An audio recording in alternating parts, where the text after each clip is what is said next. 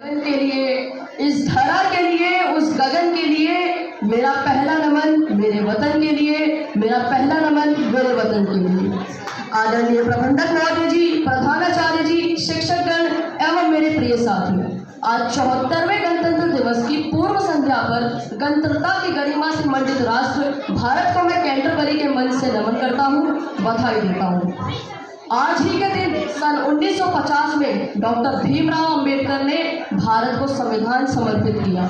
संविधान के 4 महत्वपूर्ण स्तंभ न्यायपालिका, कार्यपालिका, विधायिका और समाचार पत्र, इन सब पर चलता यह राष्ट्र दिन दोगुनी और रात चौगुनी तरक्की कर रहा है। परंतु आज भी आज़ादी के 75 वर्ष बाद भी भारत में कई ऐसी जनसंख्याएं भी हैं जिन्हें बैंकिंग सुविधाएं तक उपलब्ध नहीं थी। जन धन योजना के तहत 15 करोड़ खाते जीरो बैलेंस पर खुलवाए गए हैं और दुनिया का सबसे बड़ा स्वास्थ्य कार्यक्रम आयुष्मान भारत भी भारत ही नेतृत्व कर रहा है। मुझे ये बताते हुए बहुत गर्व है। दुनिया के बड़े बड़े ग्लोबल ऑर्गेनाइजेशन जैसे G20 और UNSC जैसे ग्लोबलाइजेशन का अब भारत हिस्सा बन चुका है। In fact India is leading G20 this year and the logo is one earth, one family, one future and 43 countries are participating in it. ये सब तो भारतवर्ष में ही हो सकता है और कहाँ हो सकता है। सन 2030 तक आते आते भारत दुनिया का नंबर 1 उत्पादक बन जाएगा।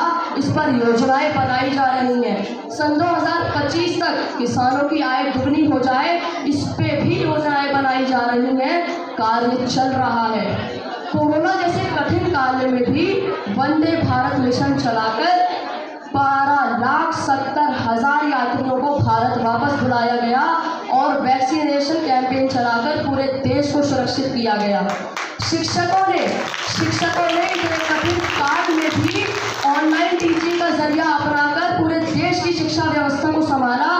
मेरा एक नमन सभी शिक्षकों के लिए भी, मेरा एक नमन सभी शिक्षकों के लिए। दुनिया में हमारे पास भारत में किसी चीज़ की कमी नहीं है। Latest technology, human development index, human development, हमारे पास हर चीज़ मौजूद है। पर बढ़ती आबादी इस विकास को दीमक की तरह खाए जा रही है। उत्तराखंड में धस्ता जोशीमठ, वहाँ की प्रकृति चीख चीख कर कह रही है, मुझसे खिलवाड़ मत करो वरना ये धरती जीने लायक नहीं बचेगी। आतंकवाद थमने का नाम ही नहीं ले रहा है। अरे जरा चीखें सुनो उस माँ की जो आतंकवाद के शिकार अपने बेटे के चित्रों को देखकर बोली, साहब आप तो 1 इंच भर्ती में कम नहीं लेते थे, तुम्हें आधा शरीर कैसे ले लूं।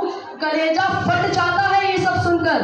अगर संविधान ने हमें अधिकार दिए हैं तो कर्तव्य भी तो दिए हैं। तो आइए इस संविधान दिवस पर हम अपने कर्तव्यों को याद करें। यहाँ पे मौजूद सभी से मेरा अनुरोध है कि आइए हम मिलकर सोचें कि जनसंख्या को कम कैसे किया जाए, आतंकवाद पर रोक कैसे लगाया जाए, मानव संसाधनों का सदुपयोग कैसे किया जाए, मानव संसाधनों को बर्बाद होने से कैसे रोका जाए।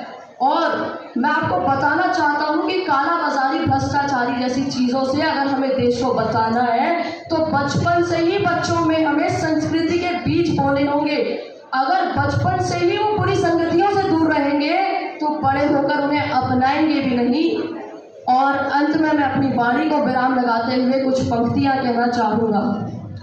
इतिहास रचा जाए हर पल, इतिहास रचा जाए हर पल, हर बालक नीति निधान रहे, फहराए तिरंगा अंबर तक, हर माँ का धनी परिधान रहे, हर माँ का धनी परिधान रहे। देश को समर्पित हो हम सब, संस्कृतियों का सदा सम्मान रहे, संस्कृतियों का सदा सम्मान रहे। जब तक सूरज चंदा चमके तब तक ये हिंदुस्तान रहे, तब तक ये हिंदुस्तान रहे। वंदे